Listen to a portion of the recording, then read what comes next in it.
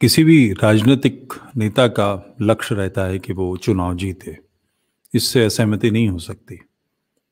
मगर उसके लिए जो आधार भूमि है, उसका अपना वोटर है। जिस बूते पर वो जो 32, 33, 35, 37, 38% वोट पड़ा है, उसकी मानसिकता क्या है?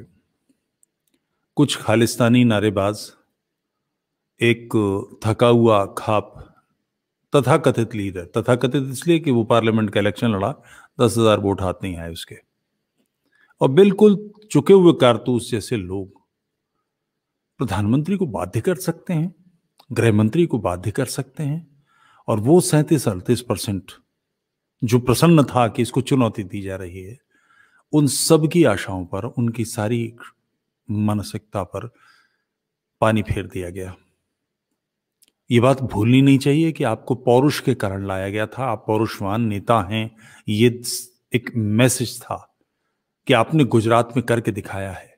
गुजरात दंगों के लिए प्रसिद्ध था, वहाँ हर छठे छमाहे कुछ ना कुछ पंगा होता रहता था। कभी अहमदाबाद में बलवे हो रहे हैं, तो कभी सूरत में झगड़े हो रहे हैं। सब कुछ आपने नष्ट कर दिया था, बिल्कुल सीधा कर दिया था। आपको दबाया जा सकता है, और ये मर्ज मुझे लगता है कि पूरी पार्टी को दीमक की तरह खा रहा है। मैं थोड़ा-सा एक उदाहरण से बात करना चाहूँगा।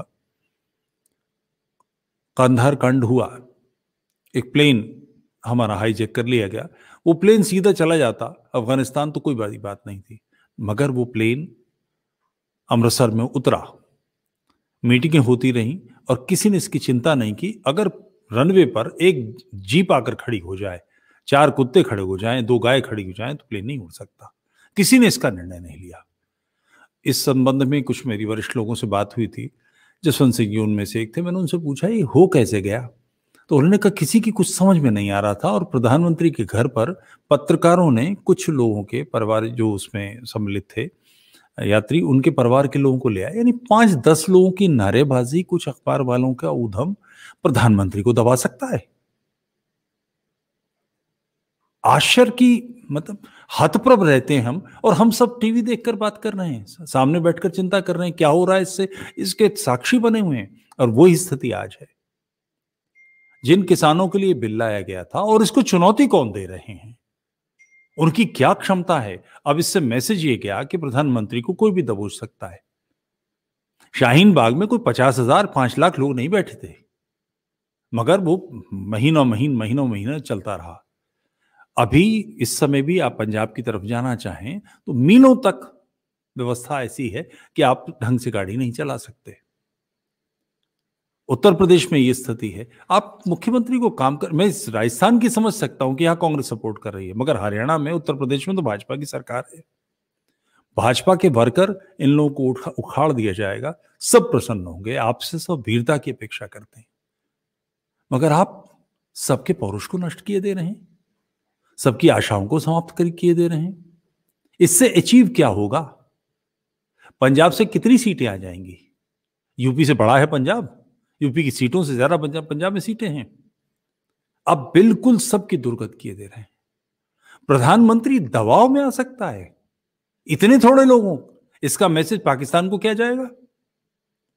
ध्यान रहे कि एक छोटी सी बात हुई थी, तो हमारे प्लेन पार निकल गए थे, पाकिस्तान में हमला करके आए थे। आपकी इमेज ये है, आपने उस सारी इमेज पर पानी फेर दिया, स्याही फेर दी।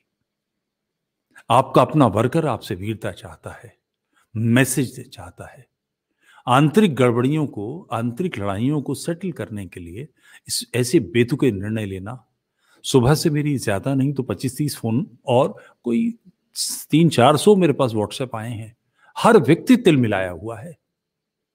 लोगों को ये व्यक्तिगत हार लग रही है कि उनकी पराजय हो गई है। आपकी वीरता में हम सब सीना फुलाते थे, आपने अपने साथ साथ हम सबको पिचका दिया। बहुत ही भयानक कार्य है, मैं समझ नहीं पाता। और ये इस प्रकार की बातें विभाजन के तुरंत बाद गांधी करता था कि संसद जो पास कर रही है उसके खिलाफ वो आमरण अनशन पर बैठ गए। भारत का की जनता की वाणी संसद में बोलती है। संसद के मंत्रिमंडल और प्रधानमंत्री, उस सबको दबोचने का काम गांधी करता था। वो सारे काम कुछ मवाली किस्म के लोग कर रहे हैं, और आप झुक रहे हैं उनके सामने। बरसों से, कोई साल से अधिक हो गया, कोई निर्णय ही नहीं हो रहा। एक सामान्य एसएचओ जिनको सीधा कर सकता है, एक सामान्य डीएसपी को कह दिए वो सबको सीधा कर दे। वो लोग आपको दबोच सकते हैं। आप घबराते हैं, आपकी सांस फूल जाती है। ऐसा मत कीजिए। ये आशाओं के बुझने की तरह है। ये नेत्र ज्योति जाने की तरह है, जिसका कोई विकल्प नहीं होता। आपसे बहुत उम्मीदें हैं। ऐसा भयानक कार्य मत कीजिए। बहुत हानिकारक है ये। आपका जो वोटर है, वो किसी दूसरे को वोट नहीं देगा, निश्चित रूप से नहीं देगा। मगर वो घर में बैठ सकता है, आपको वोट देने ना निकले ये निर्णय ले सकता है। ये बहुत खतरनाक काम है।